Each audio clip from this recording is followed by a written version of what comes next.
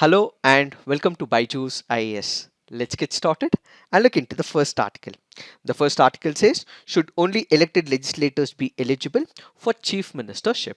The article here is speaking about constitutional positions and authorities and suggests some of the recommendations for reforms of the Election Commission of India. Let us try and understand what are the discussions with respect to this article. First up, let's have a brief idea with respect to the background. We have Tirath Singh Rawat, who was an MP from Lok Sabha. He let go his position as an MP and was declared as Uttarakhand Chief Minister. So the article here is focusing on two important issues. Can a person be a chief minister or a minister at the state level? Can a person be a prime minister or a minister without being the member of that particular house? First question.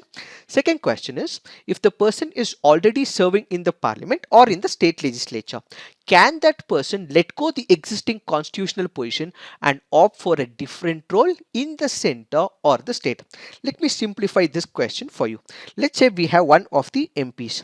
Can this particular person let go this position and become part of the state legislature, or a person who is part of the state legislature, can he let go this constitutional position and become a member of a parliament? So these are the two questions that are being asked in this article.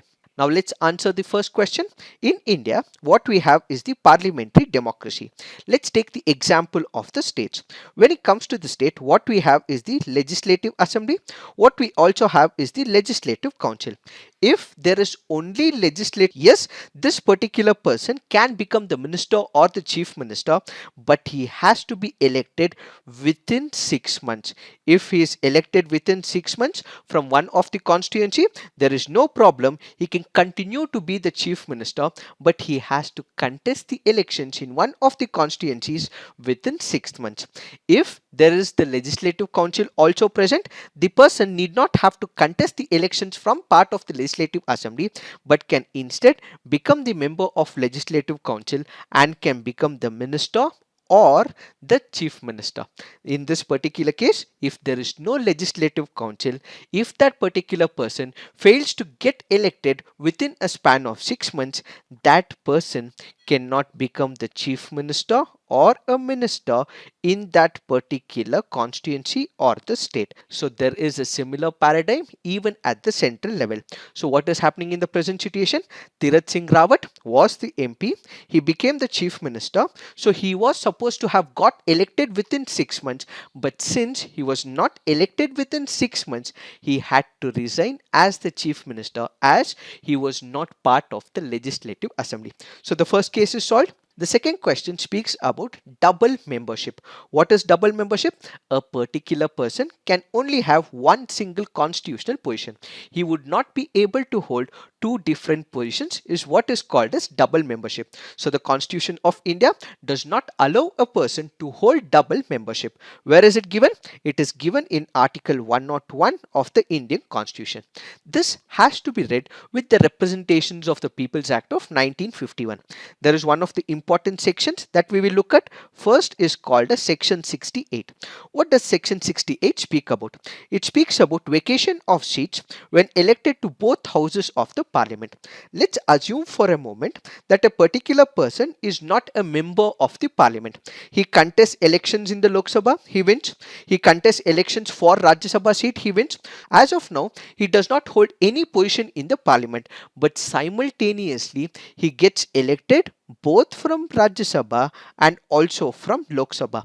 In this particular picture, this person who is elected simultaneously to Rajya Sabha or Lok Sabha will have to select one of the positions, whether he wants to go to Lok Sabha or he wants to go to Rajya Sabha. In case he does not decide within a span of 10 days, then the Rajya Sabha seat will become vacant and he would only be part of the Lok Sabha. So when there are positions that are open and he happens to win both in Lok Sabha and Rajya Sabha, and if he does not decide within 10 days and if he does not give his confirmation, his position in the Rajya Sabha will become vacant immediately and he'll hold on to his position in the Lok Sabha.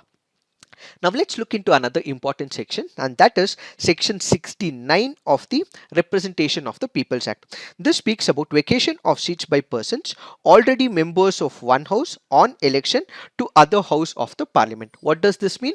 This means that a person in the earlier instance did not have any of the positions either in the Lok Sabha or in the Rajya Sabha, but in this particular section the person already has a position. It can be either Rajya Sabha or it can be Lok Sabha. Now, if he contests for a post, a constitutional authority position in the other house, the first house is let go immediately.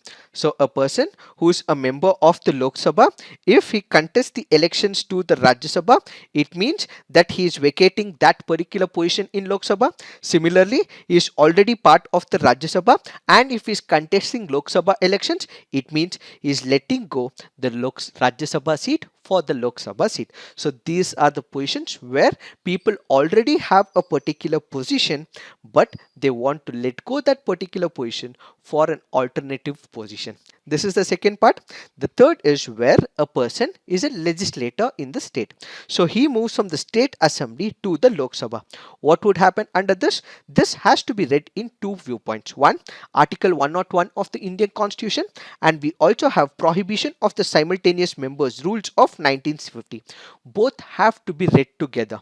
In this particular point, if there is a member of the state legislature, he has been elected to the Lok Sabha, he must resign within 14 days. So he is a member of a state legislature, he has been elected to the member of the parliament, that is to the Lok Sabha.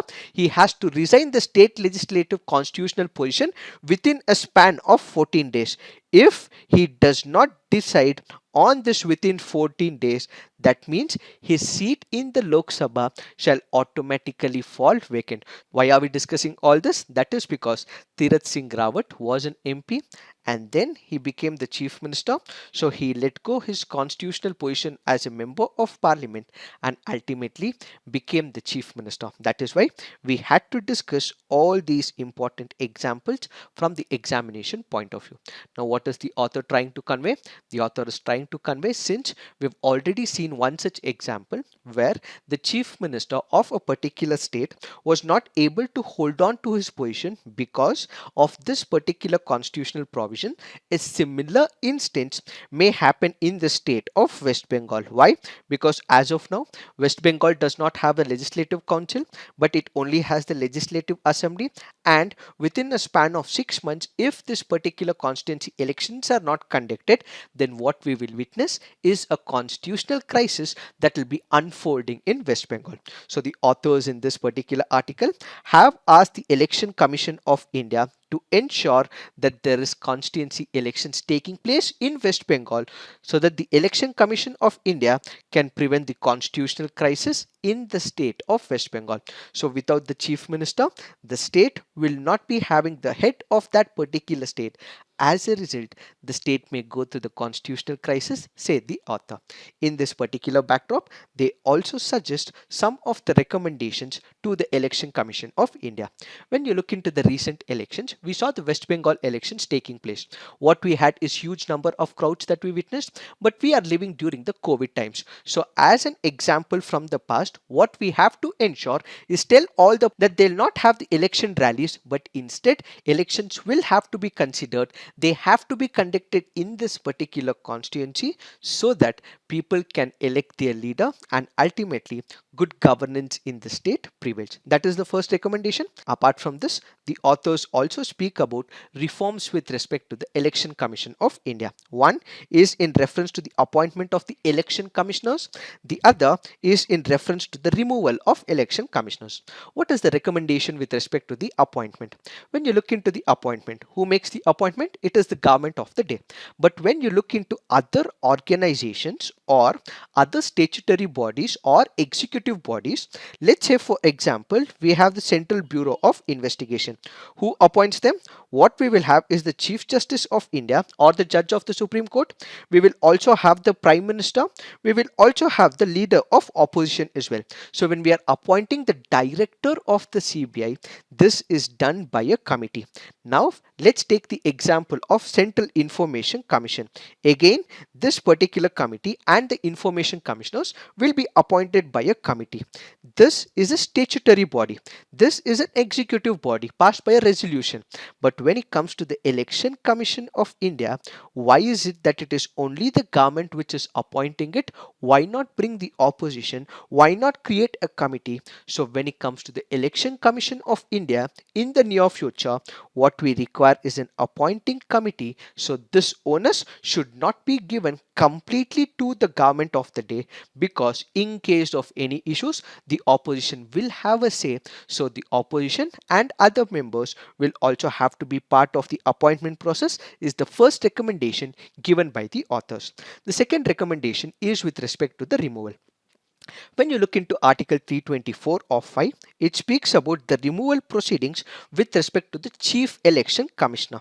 So what does it say? It speaks about the Chief Election Commissioner and the removal proceedings. So this particular person, that is the Chief Election Commissioner, can be removed from the office only by the order of the President, just like the Judge of the Supreme Court. So what we have is the independence for the Chief Election Commissioner. But this Article 324 of 5 only speaks about the Chief Election Commissioner, but it does not speak about the removal proceedings of the Election Commissioner. While the removal of the Chief Election Commissioners is independent and it is similar to that of the removal of the Supreme Court judge, a similar precedent is not available for the Election Commissioners. As of now, we have the Chief Election Commissioners. We also have two Election Commissioners as well. So when it comes to the Election Commissioners, it means it is on the recommendation of the Chief Election Commissioner. So what does this article suggest? As of now, when you look into the Chief Election Commissioner and the Election Commissioners, they have a tenure of about 6 years. They work up to the age of 65 years. Their decisions are taken on the basis of majority. Their perks are similar in nature. But when it comes to the power and the removal, there is a lot of ambiguity. This might affect the functional independence of the Election Commission. So what is the author suggesting? As of now, the removal proceedings of the Chief Election Commissioner is mandated. It is similar to that of the Judge of the Supreme Court of India. Similar removal proceedings will also have to be taken up for the other election commissioners, is one of the recommendations. So the article here speaks about appointment and the removal proceedings and its reforms, so that in the near future there is no executive pressure that is enforced on the Election Commission of India, and there is equal platform for every single opposition political parties or other political parties fighting the elections.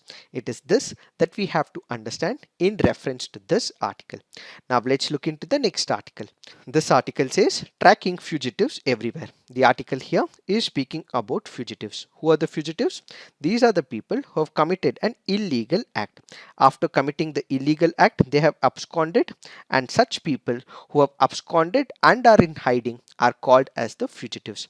Basically, when we are speaking about fugitives, we can look at it from two frameworks. One, people who have absconded and they are living in another country. So what we have is the international fugitives. Then what we have is the domestic fugitives who have committed an act which is illegal in nature, may not be present in that particular state, but they have moved to a different state in India. So on one side, what we have is the international fugitives who have left India and have moved to a different country, and we have the domestic fugitives who have moved from one state to another.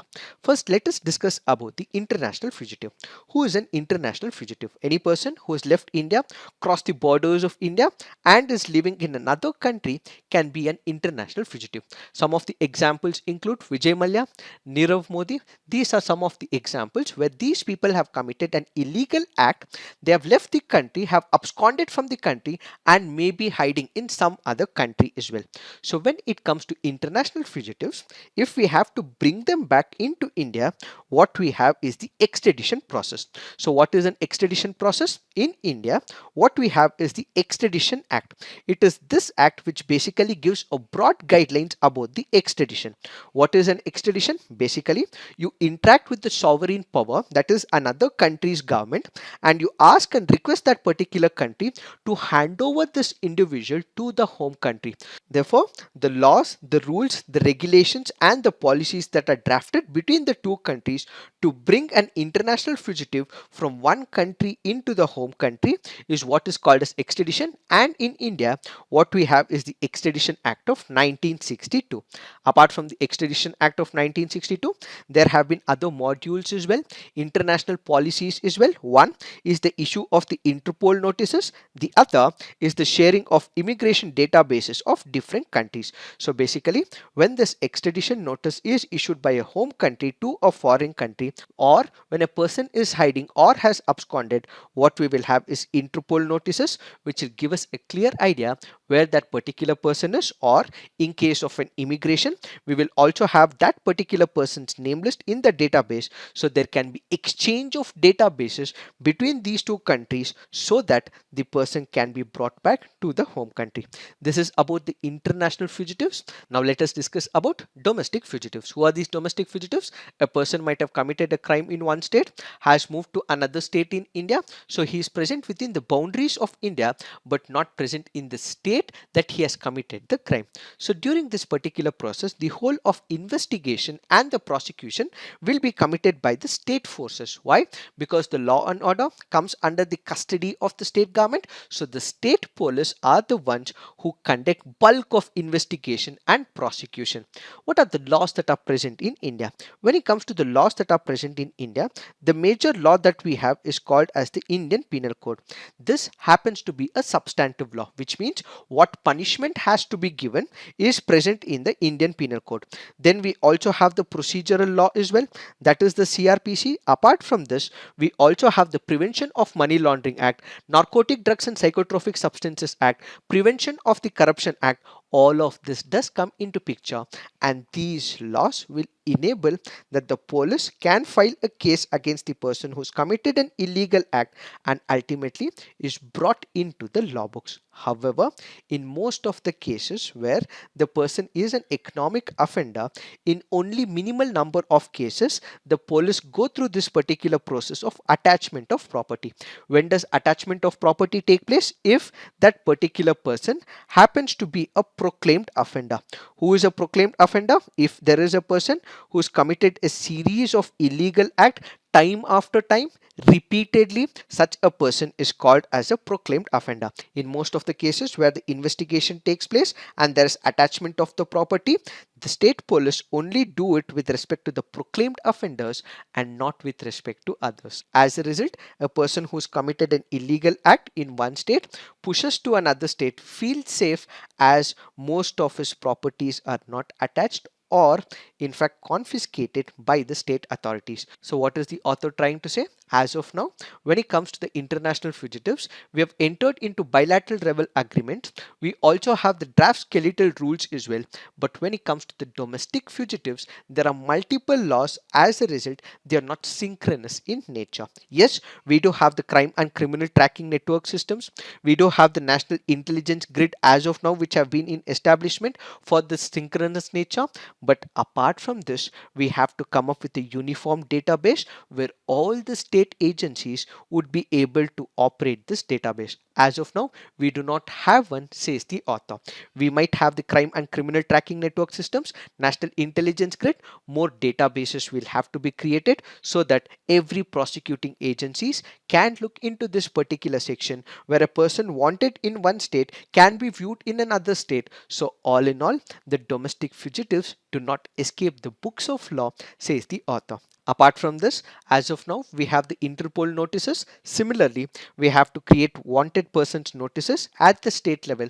So this can be accessed by all the state and the prosecuting agencies. Similarly, what we require is an enhanced integration where the information collected from the immigration agencies, external affairs ministry will have to be integrated by the home ministry, by the central investigation agencies, intelligence agencies, and the state level agencies as well.